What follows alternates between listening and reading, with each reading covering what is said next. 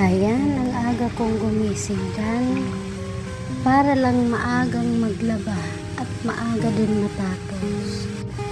Dahil ako'y closing pa, kaya naglaba na ako ngayong umaga para di masayang ang oras ko. Nagbabasa pa lang ako niyan ng mga damit.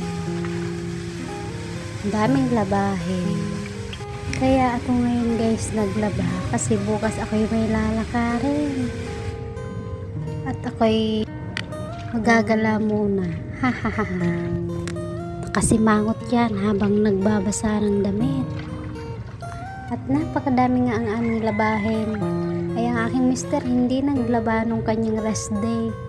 Ako na lang lagi naglalaba. Hay, buhay nga naman.